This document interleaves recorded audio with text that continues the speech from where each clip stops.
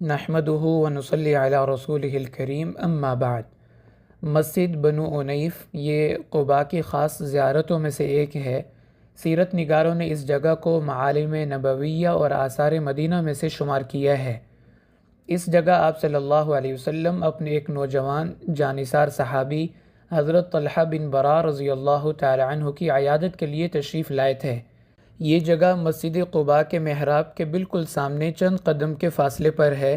یہ گھر تھا حضرت طلحہ بن برا رضی اللہ تعالی عنہ کا، جس کو بعد میں مسجد میں تبدیل کر دیا گیا۔ یہ صحابی آپ صلی اللہ علیہ وسلم سے بے پناہ محبت کرتے تھے اور آپ صلی اللہ علیہ وسلم کا بھی ان کے ساتھ بہت شفقت کا معاملہ رہتا تھا۔ ایک دن آپ صلی اللہ علیہ وسلم نے صحابہ اکرام سے پوچھا کہ طلحہ کچھ دنوں سے نظر نہیں آ رہے، خیریت تو ہے؟ تو ان کے قبیلے کے لوگوں نے عرض کیا کہ وہ آج کل بہت بیمار ہیں، چل پھر نہیں سکتے۔ آپ کو ان کی طبیعت کے بارے میں سن کر کافی تشویش ہوئی اور آپ خود چل کر یہاں ان کا پتہ لینے اور عیادت کرنے کی غرض سے تشریف لائے۔ واپس جاتے ہوئے آپ نے ان کے گھر والوں سے فرمایا کہ مجھے لگتا ہے ان کا وقت قریب ہے، اگر یہ اللہ کی رحمت کو پیارے ہو جائیں تو مجھے ضرور اطلاع کرنا، میں ان کے کفن دفن اور جنازے میں شرکت کے لیے آؤں گا۔ اتفاقاً اسی رات ان کا انتقال ہو گیا۔ گھر والوں نے مشورہ کیا کہ اس وقت آپ صلی اللہ علیہ وسلم کو اطلاع دینا مناسب نہیں، اس وقت آپ کا یہاں تشریف لانا آپ کے لیے باعث زحمت ہوگا، لہٰذا ہم آپ کو تکلیف نہیں دیتے بلکہ خود ان کے کفن دفن کا انتظام کر دیتے ہیں۔ آپ صلی اللہ علیہ وسلم کو صبح اطلاع کر دیں گے اور دعائے مغفرت کی درخواست کریں گے۔ خیر، رات کو ہی ان کی تدفین ہو گئی، کیونکہ شریعت کا حکم یہی ہے کہ بلا وجہ تدفین میں تاخیر نہیں کرنی چاہیے۔ حضرت علی رضی اللہ تعالیٰ عنہ فرماتے ہیں کہ مجھے آپ صلی اللہ علیہ وسلم نے 3 باتوں کی وصیت فرمائی۔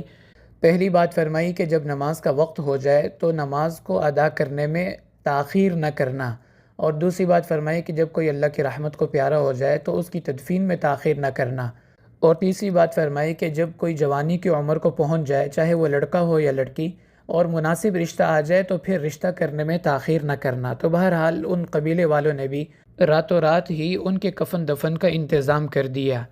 آپ صلی اللہ علیہ وسلم کو جب صبح اطلاع دی گئی تو آپ دوبارہ یہاں تشریف لائے ان کے گھر والوں سے تعزیت کرنے کے لیے، اور حضرت طلحہ بن برا رضی اللہ تعالیٰ کی قبر پر تشریف لے گئے اور ان کے لیے دعائے مغفرت فرمائی۔ پھر اس قبیلے کے لوگوں نے اس جگہ کو مسجد بنا لیا، کیونکہ 2 مرتبہ آپ صلی اللہ علیہ وسلم کے قدم مبارک یہاں لگے تھے۔ اس جگہ کی لوکیشن نیچے آپ کو مل جائے گی۔ یہ جو قبیلہ تھا بنو عنیف، یہ مدینہ منورہ میں سب سے پہلے آ کر آباد ہوا تھا۔ اوس اور خزرج سے بھی پہلے کہ یہ لوگ یہاں آباد تھے، اور حضرت طلحہ بن برا رضی اللہ تعالی عنہ کا تعلق بھی اسی بنو عنیف قبیلے سے تھا، اس لیے اس مسجد کا نام قبیلے کے نام پر رکھا گیا ہے، مسجد بنو عنیف۔ پہلے یہاں ایک چھوٹی سی مسجد ہوتی تھی، چاروں طرف اس کے رہائشیں تھیں، لیکن اب تو پورا نقشہ ہی تبدیل ہو گیا، رہائشیں بھی ختم ہو گئیں اور پوری جگہ مسجد قباء تک صاف کر کے بالکل اس کو ہموار اور چٹیل بنا دیا ہے۔ اس لیے جب مسجد قباء کے محراب کی طرف آپ کھڑے ہوں گے تو چند قدم کے فاصلے پر آپ کو یہ مسجد نظر آئے گی، مسجد بنو عنیف، اور اس کا دوسرا نام کتابوں میں لکھا ہے مسجد المصباح۔